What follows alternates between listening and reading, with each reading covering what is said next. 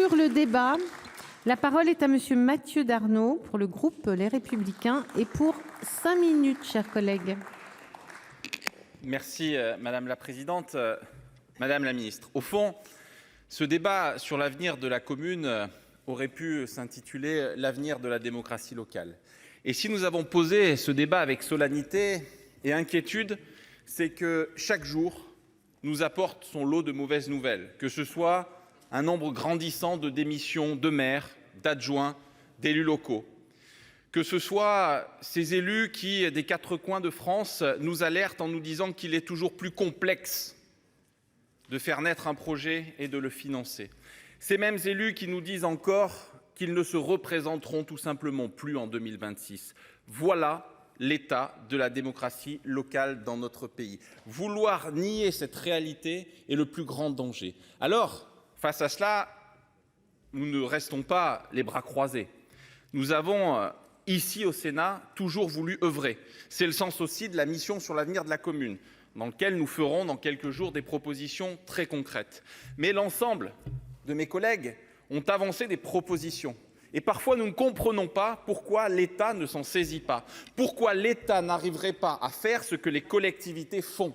Pourquoi n'arriverions-nous pas à avoir plus de simplicité? Ça a été évoqué sur les politiques en silo, sur la fin de cette politique d'appel à projets qui perd les élus, qui crée toujours moins d'agilité. Et puis, Madame la Ministre, moi, il y a une question que je me pose chaque jour. Pourquoi est-ce que le travail du législateur, pourquoi ce que nous votons ici, parfois à la demande même des ministres qui vous ont précédé, n'est jamais mis en application? Vous-même, vous avez cité la commune-communauté, pas une. Vous avez cité le pouvoir réglementaire. Je me rappelle avec Françoise Gatel, lorsque nous étions rapporteurs du texte 3DS, combien de propositions avons-nous fait, notamment en matière d'urbanisme, pour ériger ce principe qui permettrait justement de donner plus de liberté, d'agilité aux maires, mais jamais, à aucun moment, Madame la Ministre, le gouvernement n'a souhaité donner suite à nos propositions.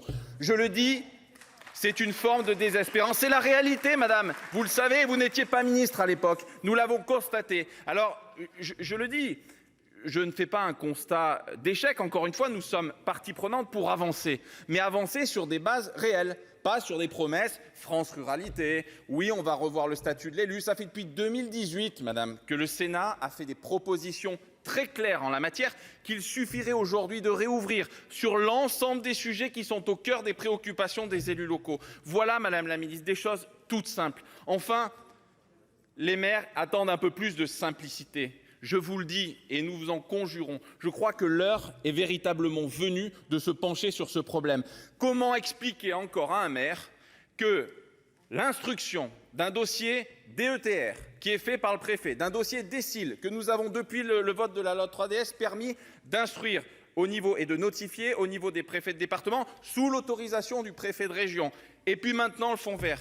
Comment ne pas perdre les élus en chemin? Ces élus qui le disent à l'envi, avec le cri du cœur, en disant « simplifiez-nous la tâche » et d'avoir face à eux un État qui refuse de voir l'évidence. Alors je le dis, Madame la Ministre, oui, nous serons clairement à vos côtés si vous voulez avancer de façon pragmatique. Et nous sommes toujours ouverts, vous l'avez dit avec Françoise Gatel, sur la question des communes nouvelles. Mais je crois qu'à un moment donné, il faut aussi savoir redonner de la confiance et de la liberté. Vous l'avez rappelé à l'envi, le terme confiance. Vous avez rappelé la liberté. Alors sur la question de l'eau et de l'assainissement, et nous avons regardé le débat à l'Assemblée nationale. Mais, pardon, il faut feindre que tout change pour que rien ne change. Vous nous dites, en gros, on va vous aider, on va vous proposer des solutions, mais halte là, on ne touche pas au transfert de la compétence.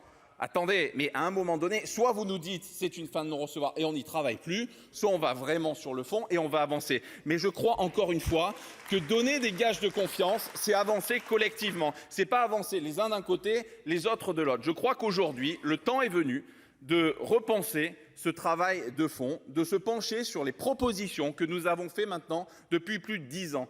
Depuis qu'un certain ministre nous avait invités à travailler sur les irritants de la loi NOTRe. Nous l'avons fait de façon objective. Nous l'avons fait toujours avec cet esprit, cette volonté cheville au corps d'aider celles et ceux, les maires, hommes et femmes de France qui ont chevillé au corps cette envie de faire avancer leur commune, de faire vivre la démocratie locale, parce que c'est bien de cela dont il est question. Alors je crois que les paroles, nous en avons eu assez. Maintenant, place aux actes. Je vous remercie.